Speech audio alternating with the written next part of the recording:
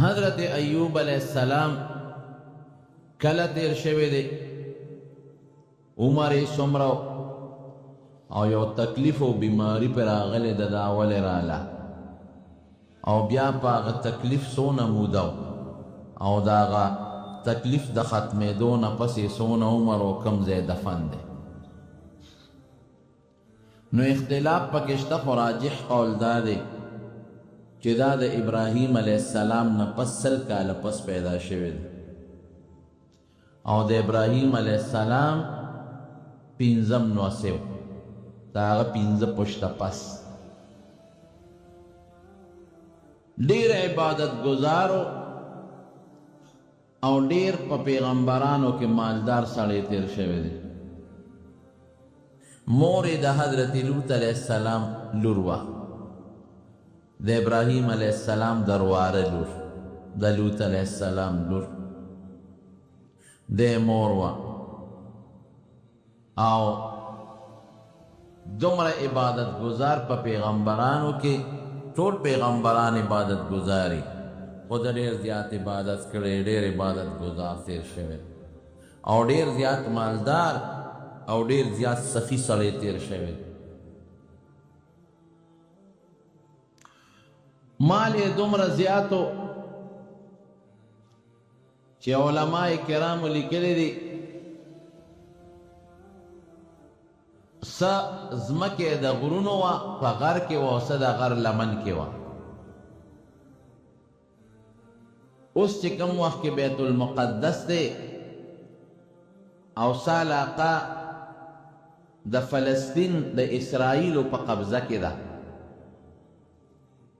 دغه علاقه کې دی پاتې کېده، ډېره زیاته آباد علاقه وه، اوس هم وایي ډېره آباد علاقه ده. هغه علاقه اوس د اسرائیلو په قبضه کې ده، کوم ځای کې چې حضرت ایوب علیه السلام تیر شوی او کتابونه لیکي دا ټوله د شام ځمکه وه زرخیزه، وی د دمشق نه مشرقي جانب ته 105 کیلومیټر علاقه راځي، 105 کیلومیټره او ډېر سرسبز شاداب غرونه دي او د غرونو درې دي او ټول د زیتون بوټي دي پې، د زیتون او د انګورو اونې دي پکې، باغونه دي غټ غټ اعلی او قیمتي قیمتي فصلونه او قیمتي میوې اوس هم په هغه علاقه کې موجود دي. ځمکې څونه وه؟ علما لیکي وي 1500 قلبې یې وي، 1500 یو قلبه 2 غویان نو 1000 غویان او د هرې قلبې یو ځان له مستقل زمیندار مزدورو، نو اندازه ولګوئ چې 1500 قلبې وي نو ځمکه به یې څونه. عبدالماجد دریابادي رحمه الله یو تفسیر لیکلی دی، تفسیر ماجدي، هغه لیکي او 9000 ګډې چیلې مې 9000 او 3000 اوښان او 6000 ګډې چیلې او 3000 اوښان او 1500 خره او دا نیمه علاقه دا لاندې نشیبي علاقه وه د فصل د زراعت او دا نیمه علاقه د غرونو درې وې او غرونو په هغې خشته خشته باغونو. دې سره نوکرانو، هرې قلبې سره خپل نوکر او د اوښانو د سرولو خپل نوکران او د ګډو ساتلو چیلو ساتلو دپاره خپل شپونکیان او د خرو د ساتلو دپاره خپل نوکران. ډېر زیات مال، دومره مالدارو. مهمان نوازي خو د ابراهیم علیه السلام نوسې و او ما درته مخکې د ابراهیم علیه السلام متعلق ویلو چې هغه څونه مهمان نواز و، دې د هغه نوسې و نو مهمان نوازي پکې وه، بغیر د میلمنو نه به یې ډوډۍ نه خوړه او چې کله به ورته وي پته ولګېده چې پلانکې علاقه کې غریبانان دي نو د شپې به یې ډوډۍ واخېسته، هغې له به یې رسول. جامې به یې خلکو له ورکولې، څادرونه او جوړې، وی تر دې حده پورې که داسې موقع به وه چې نورې جامې نشته نو خپله جوړه به یې زر وویسته، ځان نه به یې عام څادر تاو کو او غریب له به یې هغه خپله جوړه ورکوله. یو شان د رب العالمین عبادت یې کو. دغه زمانه کې نبی علیہ السلام مبارک فرمایي حدیث شریف دی چې دا شیطانان به بر اسمانونو ته ختل. کله چې خدای پاک زمون پیغمبر علیہ السلام ته وحی د قرآن شریف په شکل کې نازله کړه، نو بیا دا شیطانان د اسمان د خطو نه منع شو. نو ابلیس او د هغه بچي به بره ختېدل او فرشتو چې به خپل منځ کې څه خبرې کولې هغې اورېدلې. نو بره په اسمان کې فرشتو د حضرت ایوب علیہ السلام د عبادت ذکر کو، د هغې صفت یې کو. چېرې ایوب علیہ السلام ډېر زیات عبادت کوي، ځان له عبادت خانه جوړه کړې ده، په هغې کې لګیا دی د الله عبادت کوي، روجې نیسي او منځونه کوي او ډېر زیات سخي سړی دی، سخاګانې کوي. نو شیطان د مسلمان په عبادت ډېر سخت غوسه کېږي، دله حسد راځي او دله بغض راځي. دا شیطان د انسان دشمن دی. قرآن شریف کې اللہ فرمائی ان الشیطان لکم عدو فاتخذوه عدوا، وی شیطان ستاسو دشمن دی، دی ګورې خپل دشمن وګڼئ. دی خو وایي چې څونه مې د انسانان دوزخیان کړل چې الله ورته غوسه کړم، ځکه زه خو د دې انسان د برکت نه جنت ته ناشړلی شوی. دا رده کوشش دی او خدای پاک دله یو طاقت هم ورکړلی، مضبوط طاقت. نو د بره د فرشتو نه د ایوب علیہ السلام صفت واورېد. رونو ګورې فرشتې په دنیا کې چې څومره نیکان خلک دي د هغې صفتونه هم یو بل ته کوي او هغې سره مینه هم کوي. حدیث پاک کې راځي وایي چې کله بنده الله ته زیات ځان نږدې کي نو الله جبریل علیہ السلام ته آواز وکړي چې دا فلانکې سړی دی، د زه خوښ یم، زما هم خوښ دی، جبریله ته م ورسره محبت شروع کا. جبریل علیہ السلام د اووم اسمان فرشتو ته اعلان وکړي چې فلانکي بنده سره د الله مینه ده، تاسو م ورسره مینه وکړئ. هغې م ورسره مینه شروع کړي. اووم اسمان والا شپږم فرشتو ته، د شپږم اسمان والا پنځم، پنځم اسمان والا څلورم، څلورم والا دریم، د دریم دویم او دویم لومبي اسمان یو بل ته اعلانونه وکړي. دا اوو واړو اسمانونو فرشتې دې بنده سره مینه شروع کړي. د فرشتو مینه څه ده؟ فرشتې خو تاله غاړه غټې نه راځي چې هرکلی درته وایي، او نه تاله میوې راوړي او نه تاله تحفې د هغه ځای نه راوړي. د فرشتو مینه دا ده چې د الله په دربار کې تاله دعاګانې کوي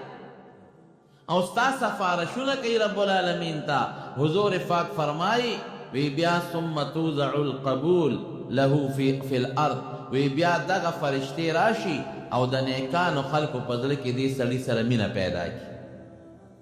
د بدانو نه د نیکانو په زړه کې د سره مینه پیدا شي. نیکان خلک وي لکه افنان کې ډېر ښه سړی دی، د ده نه دعا غشتل پکار دی، د ده نه څه وظیفه غشتل پکار دی، د ده احترام پکار دی، د ده قدر پکار دی. نو قدرتي طور د شیطان دشمني هغه سړي سره پیدا شي. چې د شیطان دشمني پیدا شي نو د شیطان د خپلو ملګرو د فاسقانو او ګندو خلکو په زړه کې رده بغض پیدا کړي. فرشتې لګیایي د نیکانو خلکو په زړه کې د نیک سړي مینه پیدا کوي او شیطان بالمقابل لګیایي د فاسقانو او فاجرانو په زړه کې د هغه سره حسد پیدا کوي. نو دا خراب خلک بیا د نیک سړي غیبت کوي، مړه دا پلان کې روزې دا چل نو کړی، مړه دا چلې کړی، دا چلې کړی، دا کوي دا کوي دا کوي دا کوي. نو ګناهګار او بدان لګیایي د هغه بدو، شیطان خپل کار کوي.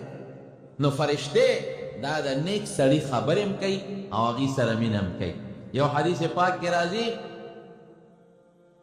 وی دا نیک سړی چې ښځه د دې نیک سړي خبره نه مني په دنیا کې او د نیک سړي سره د ده ښځه جګړې کوي، وی په جنت کې حورې لګیایي هغه الله خبروي. هغه حورې وایي ای ښځې قاتلک الله، خدای دې هلاکه که مردارې. دا سړی ولې خفه کې دی؟ خو تا سره د یو څو ورځو میلمه دی، ان قریب به تا نه جدا شو مونږ له به راځي. د دې سړي دپاره جنت کې کوم حورې دی پې خفه کېږي او دې ښځې ته وله خیرې کوي. حضور پاک فرمایي نو دغې فرشتې لګیا وې او د ایوب علیہ السلام صفت یې کو. د شیطان په زړه کې کرښې چې اوهو دا خو دوه نیک سړی چې فرشتې صفتونه کوي، دله خو ته چل ول پکار دی دا شیطان څه وایي وایي یو عبادت به نه کوي زړه مطمئن دی دړه نه روغ دی بچي شته ښځی ده اوه زامن اوه درې لوڼه وي اوه زامن او درې لوڼه او د دنیا جیداد او مال او خان او نوکران نو دی به عبادت نه کوي د ده د اعمال که نه وي دی د عبادت وکړي دا خو خدای مال ورکړی دی نوکران یې ورکړی دي دا رته خدای والي چې د عبادت وکړي الله سره بیا هلته مقابله شروع کړه رب العالمین دی ابلیس ته وایي مقصد دی څه دی وی الله ته چې د مال دولت اختیار مال راکړه چې دا وله زه هلاک کړم ډېر سته عبادت وکړي د خوار وخت کې ابلیس الله سره په ډغره دی وی ځه زه د مال او دولت اختیار مې تاله درکړه ځه مال ته واله برباد یې کړه او رده د ګډو چیلو د اوښانو او د ځمکو اختیارات مې ټول تاله درکړه چې څه سره کې وکړه زه ګورم چې دې د عبادت زما نه اړی او کې نه اړی ورونو دا شیطان زمونږ د انسانانو د دې نیکانو خصوصا او د مسلمان دشمن دا نیکان به د ټول وجلې وي خو الله د دې نیکانو حفاظت کوي د فرشتو په ذریعه ویرسل علیکم حفظة قرآن شریف کې الله فرمایي د دې آیات دو معنی کوي علما وی هغه فرشتې خدای پاک په تاسو مقرر کړي چې ستاسو د عمل حفاظت کوي عمل د لیکي کرام الکاتبین ته وی مراد او بعض علما وی نه وی هغه فرشتې ته مراد دي چې هغوی د انسان د مسلمان حفاظت کوي د شیطان نه ساتي شیطان خو لوی دشمن دی دا نیکان خلک بربادۍ وسوسې ورته کوي نو که د ده وس رسېدلی وي دا ټول بیا وجلی دشمن خلک وجني ودرېږه چې دا نیک سړی مړ کړم ورېږه دا عالمان ټول مړه کړم ورېږه دا طالب علمان ټول مړه کړم ودرېږه دا صالحین ټول مړه کړم چې دا د مخ ځمکې نه د الله عبادت ختم شي هلته فرشتې الله مقرر کړي دي هغوی د انسان حفاظت کوي ته خو رانږدې شه چې برابر دی شیطان نه پرېږدي دی خپل وس کوي اوس هم کوشش کوي بعض انسانانو باندې چغې مو باسي او څاروي بربادوي خو فرشتې لګیا دي څه ناسې حفاظت هغوی کې د حفاظت کوي الله وی ښځه د ایوب علیه السلام د مال او د هغه د دولت او د ځمکو نه ما فرشتې حفاظت پورته که څه دی خوښه یې کوه دی راغې په ګډه او په خوشحالۍ باندې او خپل بچي ټول لاغون کړل وی نن به یو کمال کو ما له خدای پاک د ایوب علیه السلام د مال او د دولت او د اوښانو او د ګډو چیلو د خرو د هلاکت اختیار راکړی دی څنګه چل به کوو چې دا هر څه والا برباد کو په ده د الله عبادت بند کو یو بچی یې پاسېد وی ما زما داسې طاقت دی چې د یو چغه وباسم چغه نو دا څومره خلک چې دي دا د ده دا نوکران په یو دم به یې لمړه کړم اور به پې وله بل کړم ختم به یې کړم وی ښځه لړ شه او رده چې څومره اوښان دي سره د اوښانو د هغه سروونکو ساروانان چې ورته وایي د هغې سره ټول ختم کړه او بیا ماته ووایه هغه لاړه د اوښان په یو ځای کې سرېدل او الله خو د خپل حفاظت پورته کړی و دله اختیار ورکړه طاقت یې ورکړه یو مضبوطه چغه یې وواله او یو روایت کې راځي چې اور یې پې بل کړه چې څومره اوښانو 3000 اوښان او سره د ټولو د هغې چې ساروانانو سروونکي وه ټول مړه شو نو ابلیس خو لکه د پیري په شان هر شکل بدلولی شي د مشر ساروان په شکل یې کزان حضرت ایوب علیه السلام لګیا یې د الله عبادت کوي مونځ کوي ورله راغې او ځان او مخ سر ته کولی شروع کړه او چغې شروع کړې او فریاد د اوښکې به یوه وي ته خو د الله عبادت کوې او راشه وګوره ټول اوښان دې مړه شو او د اوښانو چې څومره ساروانان دي سروونکي هغه هم ټول مړه شو چې کلي ورته وکتل کلبې ترې راوتې دي او خېټې وینې ترې بېږي او دا دي دا دي دا دي حضرت ایوب علیه السلام فوراً وی انا لله و انا الیه راجعون کله چې انسان ته تکلیف رسیږي دا به وایي دا قرآن شریف کې رب العالمین فرمایي ولنبلونکم بشیء من الخوف والجوع ونقص من الاموال والثمرات ونقص من الاموال والانفس والثمرات کله په تاسو باندې ویزه مصیبت راولم مال بدل کمو ستا وجود کې به تکلیف راولم بچی بدل وجنه الله قرآن شریف کې فرمایي دا به یواز زما یو ازمایشي وبشر الصابرین الذین اذا اصابتهم مصیبة هغه خلق ته اغیز په دې مصیبت صبر وکړي الله وی وی زیره ولا ورکا خوش خبری ورکا وبشر الصابرین الذين اذا اصابتهم مصیبه قالوا انا لله وانا الیه راجعون انا لله وانا الیه راجعون د مصیبت د ختمېدو فطری او نفسیاتی علاج دی په دې مصیبت سړی ولې غمجن شي دی وی دا خو زما مال ورانه بل واغېسته ځکه دی غمجن شي داسې وایي که نه دا زوی خو زما او دا رانه بل واغېسته دا مال خو زما او بل لانه واغېست دا روغ صحت خو زما او بل لانه واغېست نو دی په دې دړمنې چې د ما نه دا مال دی بل ولې واغېسته دا بچی رانه ولې واغېسته دا ژوند دی رانه ولې واغېسته نو چې دی وی انا لله دا خو زما نه دا هر څه د الله دي دا نفسیاتي علاج شو او دا مال خو زما نو دا بچی خو زما نو دا جامه خو زما نه وه دا ځمکه خو زما نه وه دا د چا وه الله نو چې زړه کې دا درد و چې ما نه زما شی واغېسته د هغې نفسیاتي علاج شو زه خو چې د مور نه پیدا کېدم جامه مې نه وه بربنډ مو ځان سره خو مې د مور د خېټې نه جیداد هم نه دی رستی او د مور د خېټې نه مې دا موټر هم نه دی رستی او د مور د خېټې نه مې ځان سره دا بچي هم نه رابار کړی او د مور د خېټې نه خو مې دا کارخانه هم نه رابار کړی زه خو دقه یک تنها د مور د ګېډې نه راوتی یم دا هر څه خو د الله دي الله واغېستل دا چغې ولې وه او دا فریاد ولې دویم په دې مصیبت خلک ولې خفه کېږي یاره وایي دا شی د ما نه لاړ بیا خو باړو میلو نشي دا زوی لاړ ملاقات اوس کوم ځای ورسره کېږي دا مال لاړ دا خو باړو میلو راته نشي دا امرایي رانه لاړ دا خو باړو میلو نشي نو چې کوم شي تا سري او تا نه لاړ شي او ته وایې چې بیا راته نه میلاویږي نو فطري طور د انسان په زړه کې هغه غصه غم پیدا شي نو دې پسې دویم ټکي څه دی وانا الیه راجعون موږ ټول به الله ته واپس کېږو دې ملاقات به کېږي که دا زوی مې مړ شو ملاقات به کېږي که دا مال رانه لاړ او صدقه مې کو نو د قیامت پر ورځ به په ښکلي شکل کې ردې ما سره ملاقات کېږي که دا روغ صحت رانه لاړ او بیماري را باندې راله نو د قیامت پر ورځ به ما سره د دې د یو ښکلي شکل د ثواب په شکل کې ملاقات کېږي نو په دې مصیبت او په غم کې دا دوه سوچونه راشي چې ما نه شی لاړ دا به میلاویږي او که نه او دا خو زما الله و انا لله دا ستانه دي موږ ټول د الله یو و انا الیه راجعون د قیامت په میدان کې به دا ټول سره میلاویږي نو دې سره فطري طور نفسیاتي طور د انسان په زړه کې اطمینان پیدا شي بیا الله څه وایي صبر کوونکو ته الله اجر ورکوي اولئک علیهم صلوات من ربهم ورحمه اولئک هم المهتدون یو لوی عالم لیکي بخاري شریف کې شته وی سړی چې چاله یو بار ورکوي نو په ستاسو خیالي نو یو خوا د اوښ نه یا د خر او د اس نه یو خوا ته انډي وي او بل خوا انډي وي چې د یو خوا بل خو هغې ته انډي وایي او چې په هغه منځ کې یو شی پروت یو خوا هغې ته سرباري وایي عربی کې ورته علاوه وایي وی نعم العدنان و نعم العلاوه وی الله درې بدله ورکړل دوه انډي او یو سرباري اولئک څنګه دی علیهم صلوات من ربه ورحمه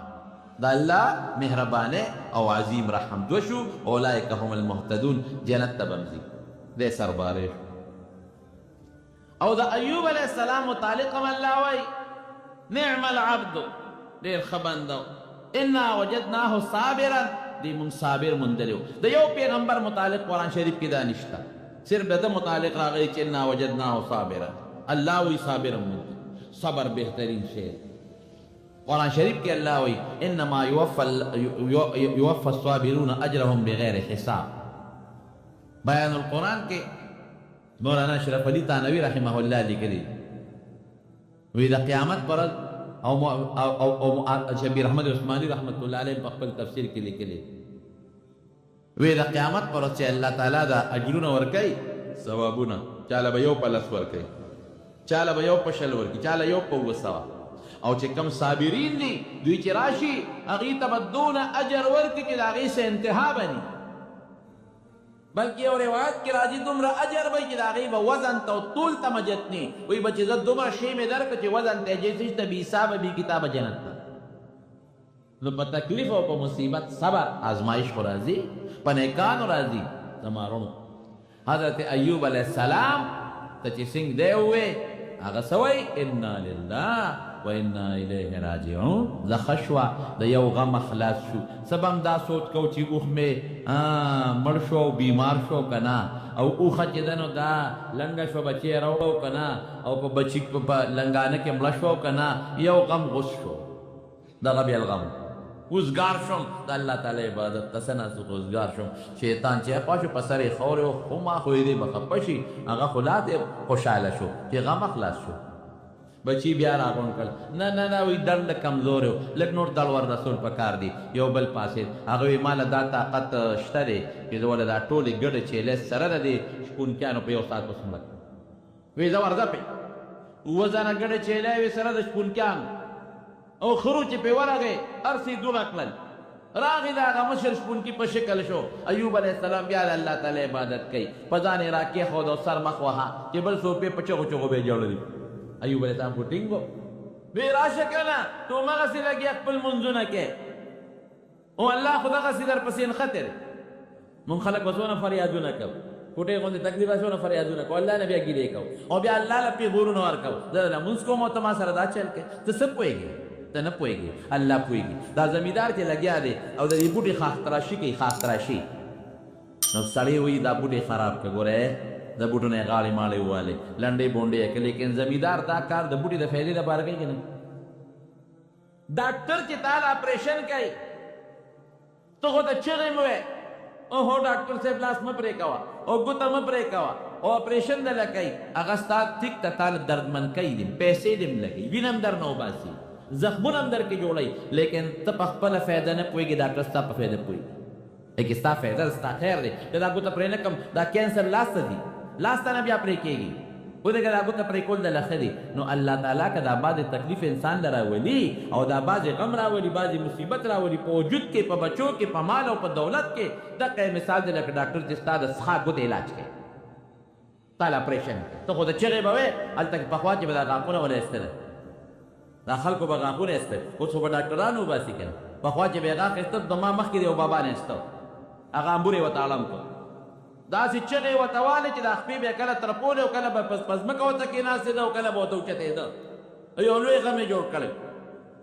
او کاکا ورته امبور اړم کړی په زور یې تېسته اوس هغه خو چغې وایي او کنځل هم کوي بابا او زما نه خو دې غاښ وویسته لیکن هلته کې بابا وایي چې وروره دا غاښ دې ټوله شپه چغې ویې پیل لږ دل به تېر شي غم نه به خلاص شي دقه مثال دی د معلوم نو حضرت ایوب علیه السلام له هر څه برباد بیا راغی په ځان یې مخ سر راکېښودل چې راشه هلته د څه چل درله کوي وی بیا وایي انا لله دغه زمانې د الله ګډه چیلی د چا د الله هر څه د الله د به پکې او دا ټول به موږ الله ته پیش کېږو زه به هم پیش کېږم زما د دې عمل چې دا کم عمل ما سره کم کېږي او دا کم تکلیف ملاویږي د دې ثواب به هم پیش کېږي هېڅ پروا نه د دې ګډو چیلو نه به د دې ثواب د قیامت پر ورځ الله ماله ډېر بهترین راکړي او دا خو زما نه د الله چې په دې هم کارونه شو بیا بچي راغونډ کړل وایي وره دغه شته که نه ځمکې شته جایدادونه شته او دا ځمکې به ورله سبا نوره مده نه وکړي یو کس پاسېده وي چې زما یو طاقت شته یو شیطان وي ما له زور او سیری راوستی شو دا ټول فصل به موله وسوځومه او دا ټولې ځمکې به ورله داسې کم چې ګډ ګډ ډېر به یې کم وایي زه ورده پې اراغې فصل باندې اوس الله خو خپل حفاظت چې پورته کړي بیا خو دا ګور جناب دا مونږ چې محفوظ یو دا چا په حفاظت محفوظ یو الله دا سوال کوه چې خدای ته ما د خپل حفاظت په قلا کې وساتې دا سوال هر وخت کوه او الله زما نه د خپل حفاظت امان مه پورته کوه چې الله دغه خپل حفاظت امان پورته کوه نو ته خو په مصیبتونو کې ګیرې ګیر چاپېره سیلابونه دي دریابونه دي خړې اوبه دي درنه ګیر چاپېره غنې ازغي درنه ګیر چاپېره دا خو ته الله ساتي صحبه ذل طوفان پې راغی فصلونه یې مسودېدل او داسې طوفان راغی چې هغه چې کومې ځمکې وې هغې وله ټول خاورې او سیلابونه رالل لکه څنګه چې دا مخکې سیلاب راغی دا ځمکې برباد کړی او دې بولډیزرې دي خلک او هغې زما بولډیزرې خو نشته ټول پټیم برباد شو پکې پول هم جوړې شوې پکې شګې هم رالې پکې سې اوم شلېدلې ځمکې هم بربادې شوې او چې کوم درې وې او باغونه ورسه لاړل بوړه شو راغی بیا ایوب علیه السلام نه چې ورته راغی څنګه وی ته خو دغسې کوې عبادت اوښان دې هم لاړل اسونه هم لاړل غوان کولمې هم لاړې ګډې چیلې هم لاړې ختمې شوې سره هم لاړل ختم شو او هغه پسونه دې هم لاړل برباد شو د مشر ناظر زمیندار په شکل کې راغی بس زه یو بچ شوم او باقي چې څومره پټي ورسه لاړل دوړه شو دی بیا وی انا لله و انا الیه راجعون. بس ښه شو غم خلاص جوړ د الله او الله وارث دی د دې بدل ممال الله د قیامت پر ورځ په یو ښه شکل کې راکړي. د بیا خپل میټینګ وکړ خپل بچي راغونډ کړل دا سړی خدای عبادت ته نه ملي کېږي. یو ما خو خدای سره اوس مقابله جوړ کړې ده لاړ الله څه چل دی وکړه یو مندرې ختم کړه یو سجده دې پې بنده کړه. الله وی بچي شته ښځی شته زړه نه مطمئن دی چې د بچي مې شته بیا به نور مال پیدا کړو. زه وی دغه اختیار مې درکړ چې راغی بیا خپل بچي راغونډ کړل وی څه چل به کوو فرشتي دي که نه بچي ورته وایي د هغې ما الله نه اجازت اخیستې دي ورځی پې وی بدیا چې اجازت دی خو دا کوټې به ونه وړه کور ته به پرې راوغورځو. لګیا دی ایوب علیه السلام بچیم دي او ښځی هم دا و څه نوکران هم ورسره دي په کوټو کې شیطانان دا زلزله غوندې پرې راوسته دا اونې دا دغې ستنې منې وړپول چتونه یې پرې راوغورځول ټول بچي مړه شو 7 زامن او 3 لوڼه مړه شو. دې پکې خپل هم زخمي شو بیبي هم زخمي شوه دې هم زخمي شو بیبي هم زخمي شوه. راغی بیا الله ته مخامخ ودرېد شیطان ولا بیا راغی شیطان ورته وایي څنګه دقسې ښې ښځه او خاوند تنها پاتې شوې که نه شوې بچي لاړل مال لاړ هر څه دوړه شو. نو حافظ ابن کثیر د ده یو قول لیکلی دی درته ویم بچي او مال او ښځه او هر څه دوړه شو دې څه وایي پکا چې فریاد یې کړی مخ یې والی وي لږې یو بوټي شکوه کړی وی بعضې خلک کوي داسې لیکن پیغمبر سره دا مناسب نه دي. څه وایي احمدک رب الارباب ای دا مالکانو مالکه زه ستا ثنا کوم ستا صفت کو احمدک رب الارباب ای دا مالکانو مالکه ای دا بادشاهانو بادشاه ستا صفت کوم کوم ذات ته الذي احسنت الیا تا را سره ښېګړه کړې وه. دا ډېر خلک دي چې هغې بچي نو تا مال راکړې ډېر خلک و چې د هغې ځمکې نه وې دا خو تا راکړې ډېر خلک و چې اوښانې نو دا خو تا راکړې ډېر خلک و چې قلبې یې نه وې مال یې نو دا خو تا راکړې احسنت الی ما سره دې ښېګړه کړې وه اعطیتني المال والولد مال دې مال هم راکړی او بچي دې هم راکړي تا راکړي مال او بچي تا راکړي او تا را سره ښېګړه کړې وه فلم یبق من قلبي شعبة الا قد دخله الله وی مال او بچي دې راکړل وی د هغې محبت مې زما زړه ته ننوتی ما چې به تا ته مونځ کو نو په زړه کې مې د مال مینه وه ته مې یادولې په زړه کې مې د بچو مینه وه تا ته مې سجده کوله زاري مې کوله خو په زړه کې مې د بچو مینه وه فلم يبق من قلبي شعبة الا قد دخله زما په زړه کې یو ځای داسې نو چې د مال او د بچو مینه پکې نه دا پکې دننه شوې وه فاخذت ذلك كله مني نو الله دا ټول مال بچي دې رانه واخېستل وفرغت قلبي زړه دې رانه وزګار کړ الله زړه دې رانه وزګار کړ هغه د مال او د بچو مینه چې مې زړه کې پرته وه الله هغه دې واخېستل ادې واخېستل اخذت ذلك كله مني ټول دې مانه واخېستل وفرغت قلبي زړه دې رانه وزګار اوس به ایله ستا داسې شوق سره عبادت کوم پروردګار اوس تماشه کوم مخکې خو به مې ستا عبادت هم کوم بچو طرف هم یو توجه به وه نه مال توجه به وه دنیا کې چې سړي وي نو د دې توجه وي که نه وي مال چې څومره زیات وي غمونه یې زیات دا توجه وه اوس هغه توجه کټ کنیکشن صرف چا سره دی الله سره دی اوس به بچي نه یادو بچی مې خوب دی راشه علاج وله وکړه بچی ناجوړه دی راشه علاج وله وکړه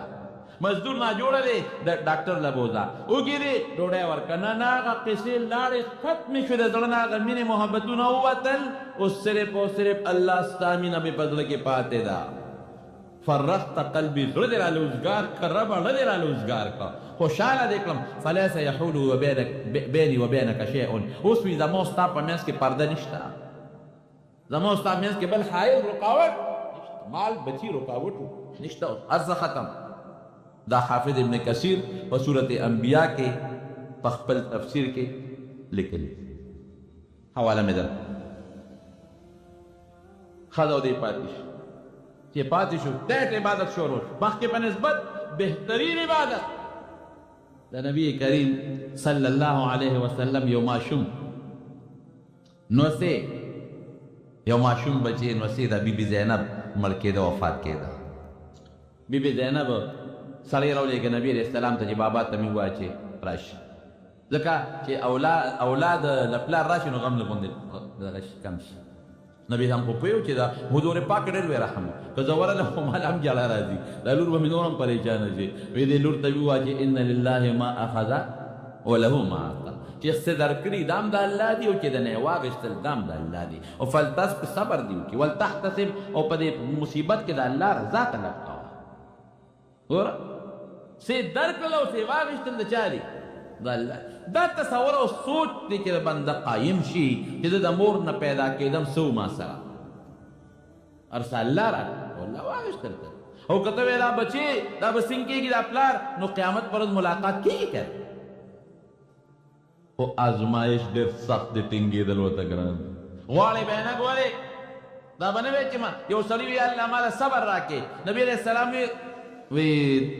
سألت البلا وی مصیبت دی ځکه صبر خو هلې کې مصیبت دی داسې شوه لکه چې مصیبت در باندې راشي نو صبر نه چې مصیبت راشي نو هغه وخت بیا صبر دعا کوه او چې مصیبت دی صبر دعا به نه کوې نه منه شیطان بیا الله الله یا الله سړی مطمئن دی ټیک ده چې بچي یې ملاړل او نوکران یې ملاړل په خپلو لاسونو یې دفن کړل ښخ یې کړل لیکن جناب الله سړی بیا په خپل ځان مقابله دی که نه که د صحت یې خراب شو دی رسته عبادت وکړي زه وایي سن اختیار مې هغې کې هم در بعضې مفسرین لیکي چې دی راغی او ایوب علیه السلام په وجود کې اثر د بیماری پیدا خسرونو په دې ځان پوهېږي بعضې بیماری د شیطان د ټونګې نه پیدا کړي بعضې بیماری دا شیطان یو نجس پلید شی دی دی بعضې وخت کې راشي دی لاړوي توکي په خوراک چې تا هغه ډوډۍ خورې هغې نه مرض پیدا کېږي په څه به ځان بچ کې الله په نوم تېره جوړ مې درته وي بسم الله ووایه که دې میانځ کې درته یاد شوی بسم الله اوله واخره د الله نوم والا د ده نه به دې الله وساتي بعضې وخت کې د انسان له ټونګول کې بعضې وخت کې د انسان د زخم له لاړې وتوکي متیا دې ورباندې وکړي اوس ته نه ګورې چې کله انسان زخمي شي نو فورا ډاکټران ورته یو قسم ستن وایي ټیسټ چې څه شی دی چې د زخم نه څه کینسر جوړ نه شي جراثیم پکې پیدا نه شي بار نه را نه شي دا قرانګې دې کوشش کوي چې دا جراثیم په دې زخم کې پیدا کړي او په زخم کې څه تکلیف پیدا کړي نو شیطان ظاهري خپل کوشش کوي دا پیغمبر سره هم کوي او بنده سره هم کوي خو پیغمبر ته الله ساتي او عام بنده چې دی نو اته کله خدای هو ساتي چې دی هغه بهتر کلمات وایي او کله هغه بهتر کلمات د پیغمبر علیه السلام ونه وایي نو بیا دې ته نه ساتي نبی علیہ السلام مبارک فرمایي وی چې کله ماښام بانګ وي ماشومان بار نه پرېږدو ګورو دا دې کې فلسفه ده ماشومان به بار نه پرېږدو چې کله پوره تیاره خورې شي نو که بیا ودي نه ودي دی ولې شیطانان دې وخت کې راخورېږي دې ماشوم ته نقصان بدله ورسوي ممکن ده دغه لږ ټیم کې د ماشومانو نه د الله حفاظت پورته شوی دی او شیطان راځي په دې زخم کې به متیازې درته وکړي لاړې به ورته وکړي جراثیم به روډي پکې ورته درته واچوي ډوډۍ کې به درته څه واچوي سپېمو کې به درته څه شی واچوي دې خپل لګیا دې خپل کوشش کوي ماسخوتوب چې سار نه پاسي نبی علیه السلام فرمایي دا هغه سړی دی باله شیطان او فی اذنیه چې شیطان په دې غوږونو کې متیازې ورته کوي خو چې څنګه شیطان نه ښکاري د متیازې مونږ ته نه ښکارېږي نو چې غوږ کې متیازې لاړې غوږ دنده زخمي دی څه به ترې جوړېږي موږ ته خو د متیازې نه ښکاري خو چې هغه زخم ته شیطان متیازې ورلې نو خامخا بیماري به پیدا کړي داسې مرض زیړی بیماری کینسر بیماری بله بیماری بله خطرناکه بیماری دا ډېر د شیطان دغه نه پیدا کېږي د مست یو قسم بیماری ذات الجنب ورته د پښتو بریښ د پښتو کې بریښ پیدا زموږ د زنانه ورسره څه چل کوي د هګۍ زیړ راوالي معده چوک پې واچوي مثلا اوله په دې سینه باندې وتړي په دې پښتو وله وتړي هغې سره لږ په قلار شي ذات الجنب عربو به دې دپاره زیړ لرګي استعمالوي زیړ لرګي او مامې پخوا به دا په دوکانونو کې میلاوېدل بهترین شی دی خو زموږ خلک اوس هغې ته توجه نه ورکوي یوناني دارو ته زموږ خلک توجه کمه ورکوي حالانکې هغې کې ډېر لوی اثرات دي نو هغې به زیړ لرګي راواخېسته او زیتون په تیلو کې به یې سور کړه او مریض ته به یې په خوله کې ولاړه نبی کریم صلی الله علیه وسلم فرمایي وي دا ذات الجنب بیماري چې دا کومه بریښونه دي وي دا د شیطان د ټونګې د وجې نه پیدا ډېرې بیماری د شیطان د ټوکې د وجې نه پیدا انسان چې کله پیدا کېږي حضور پاک فرمایي نو شیطان په دې تشي کې یو ټونګه ورکوي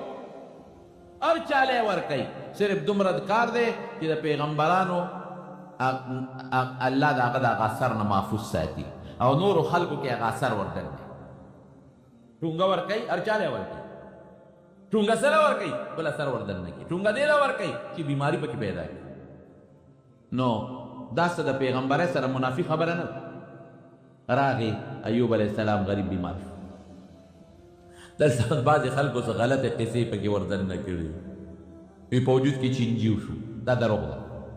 چینجي پکې وشي. او بعضې وایي چینجي بیا را چې پرېوته بیا یې راغېشته واپس بیا په زخم کې ځان لا اچو. دا دروغ دي ټول. نو د پیغمبر په وجود کې چینجي نه او بیا چینجي به راغلې واپس په وجود کې باچې. او څوک وایي چې وینه دې بیا دی، نه دا غلطه خبره. بیمار شو، تکلیف شو، وجود یې ورو ورو ټپېده کمېده، داسې بیماري پرې راغله. ممکن د دانې پرې راختلي لکه پخوا چې په خلکو د حق نه لکۍ به راتلې چیچک، دا دانې به راختلي، بیماري به راغلي. خو دې حد ته بیماري ورسېدله چې دې د ګرځېدو نه ووته. د کار قصب نه و، کار یې نشو کولی، مزدوري نشو کولی، قصب یې نشو کولی، د ګرځېدو نه ووته. یو جونګړه کې په خپلو پټو کې دال یو جونګړه جوړه کړې وه، په هغه جونګړه کې د یو بیبي یې دیره و. د بیبي نوم یې رحمت، یا د بیبي نوم په دونه پورې راغلي ثابت دي. تفسیر مظهري هم لیکلي دي او روح الماني هم لیکلي او نورو مفسرین هم لیکلي. او دا پکې نشته چې وجود نه وینې بیا دی او خلکو ته کرکې کولې، نفرتونه یې کول، او یا چینجي پکې شوي و او چینجي بیا راغېشتل او په وجود کې بیا اچول. دا د پیغمبر د بیادبي ده، د پیغمبر د شان سره مناسب خبره نه. پیغمبر کې چینجي نه کېږي او نه پیغمبر خدای پاک داسې کوي چې خلک دې ته نفرتونه شروع کړي. ټیک ده، د دشمنانو بغض وسري، حسد وسري، بعضې خلکو به خبرې کولې چې وګوره څه غلطي دې شوې ده که نه خدای رانیولې. ما خو درته وختي ووې چې د نیکانو خلکو متعلق ګناهګار او بدان خلک چې شیطان په زړه کې وسوسه اچوي، نو بعضې خلکو به هم دا خبرې کولې چې غلطي دې شوې ده که نه. بعضې خلکو به نفرتونه هم کول. لیکن داسې چې چینجي پکې وشو دا دروغ دي. یا وینې به ځوې ورته بهېدلې، دا دروغ دي. بهر کیف یو جونګړه کې دی، بیبي ورسره ده، بیبي یې لګیا ده او خدمت محنت ولا کوي، مزدوري کوي او د لم راوړي او په خپله هم خوري.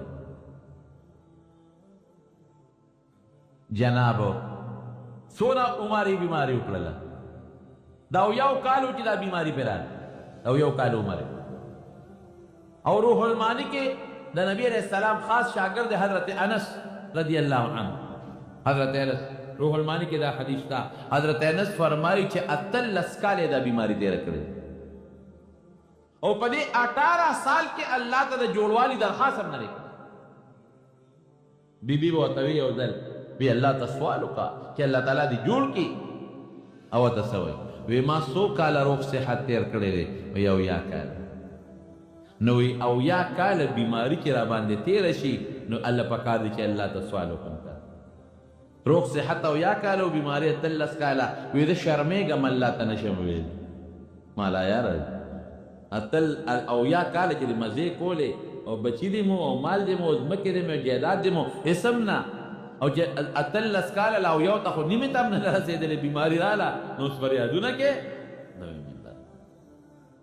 لیکن علماو لیکلي دي، دا حافظ ابن کثیر هم نور علماو هم لیکلي دي چې سترګې او ژبې محفوظ وي، غوږونه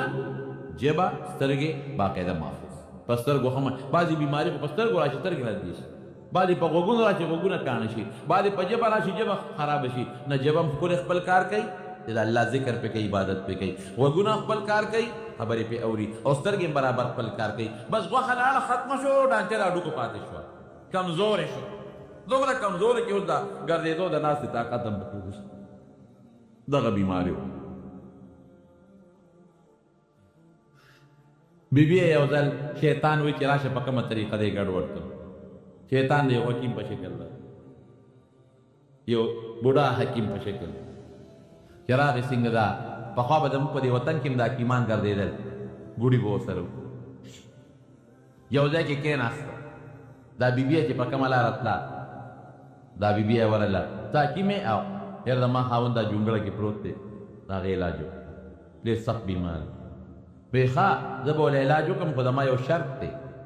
څنګه دي؟ پیسې به هم نه مالي، بلکل به ټیک ټاک شي، جوړ به شم. دا پوڼې والا دا والا ورکړه، خو دا دي چې ته به دا وایې چې دې حکیم جوړ کړو، دا به وایې. چې دا دې کیم جوړ وړي چې د ما شهرت راشي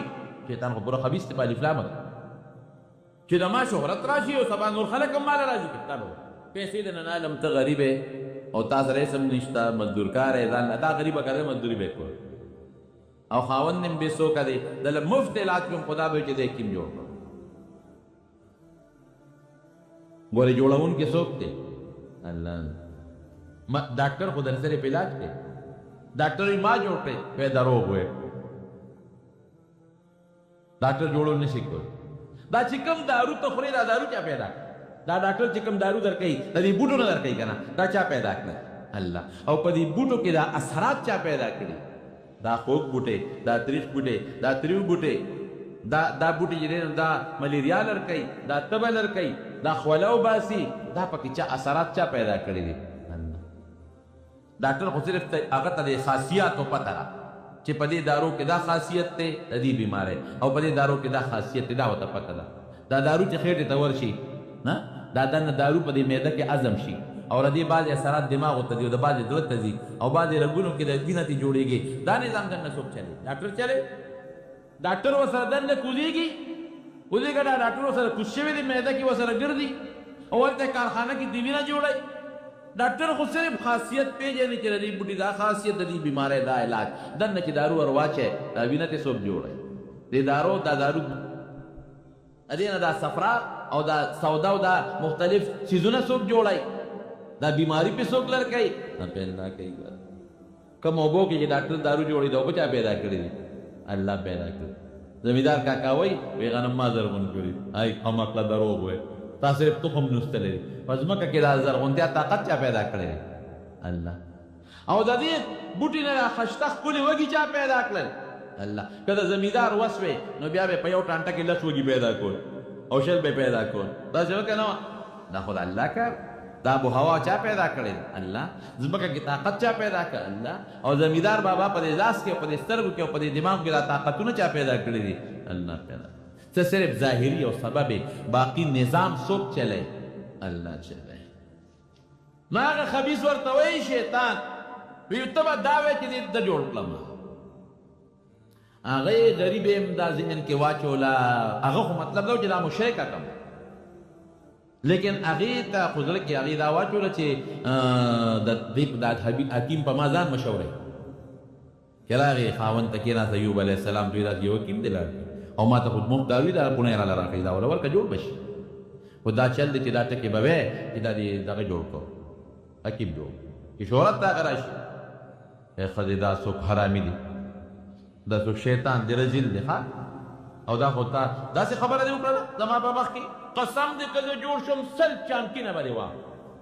سل غزار وي پیدم دی دا خلاص جام دی ما او یاره دا په دا خدای له زورنه ورکړه چې بیا دې کیبل ورنشي اسنه چې زموږ چې دا خدای له بل طرف بونه دي خدای له گمراه نه کی قسم یې وته یاره سړی تاریخ له جوړ کې سل نه در غزار مې هوا تاریخ له جوړ ګوره دې کې دا سبق هم دي چې خدای د خاون خدمت کول څونه په اخلاص خدمت یې ورته د خاون غوسه برداشت کول دا نه چې دې جوړ دې او ټن دې او مال وروړي نو زه به دې خدمت کوم او چې دې پرې وته نو بس خیر او خلاص چې جوړو د ارسل وړل نو دا مې خاون دی او دا به سر تاج دې تاج خدای وای کنه او چې خاون پریو دې لګوندې یا وای مړه لري کوي خدای دې په رحم وکي دوا وتاو کړي خدای دې خاون جو وته وای چې خدای خاتمه خکی خدای په رحم وکي چې خاتمه خشي خاتمه خیا خرابه خو مطلب دا چې د اخلاص اچا دولش براته ټوخیږي او کوټه په مخه غشته ده او غریب او چې پریو دې نو سونه راخذ او بیا خبره سونه کوي ماره ته وی کنه چې یې او بمسکه کنه ټولش په ټوخی کوم دغه څه خيخه اذا دا پخته دی ورو خدای دې مردار بدر دې مرته وای دا خدای دا ګناګار خدای دا خدای نه لري سرکشه قدر کې خاون ته بدر ده دې ټیکو ورته درول خو خوشاله وي نکری دې باندې پلاسونو پورې کولو په پردو ودونو کې بغړې دې واده به دبل او غړا په کتا کوله او چې دا غریب پرې وته نو بدل ورته دا خطرناک خدای دا خدای دشمن خدای ده دا پکې موږ له سبق ته د پیغمبرانو واقعاتو کې د عبرت ته دا موږ له سبق ته یو ګورا ناجوړ شو سل چوکې نه زر مې و تاریخ خدای پاک چې دا بالکل انتها ته ورسېد او ډېر زیات کمزوری شو کنه او نور دا سجدې نه وځي اوس په ناست هم الله ته مونږ نشي کولی نو بس الله ته لاسونه پورته کړ وأيوب إذ نادى ربه أني مسني الضر وأنت أرحم الراحمين بیا هم دا نه وایي چې الله ما جوړ کا ما ته تکلیف رسېدلی دی او الله ته ډېر زیات رحم کوونکی دا نه چې ما جوړ کا تکلیف رسېدلی دا هم نه وایي چې تا تکلیف را رسولی دی بل ځای کې څه وایي بل ځای کې وایي چې أني مسني الشیطان بالنصب وعذاب انی مسنی الشیطان شیطان ما ته تکلیف را رسولی دی شیطان دا عذاب را رسول تکلیف را رسولی دی ګوره خالق د خیر او د شر د دواړو الله دی لیکن د شر نسبت به الله ته نه کې بې ادبي ده که دا دې وي چې الله تا د عذاب را رسولی او الله تا دا بیماری را رسولی ده نو بده نه ده الله خالق ته الله را رسوي بې ادبي ده شیطان ته نسبت ده حالانکه ما من مصیبت فمن الله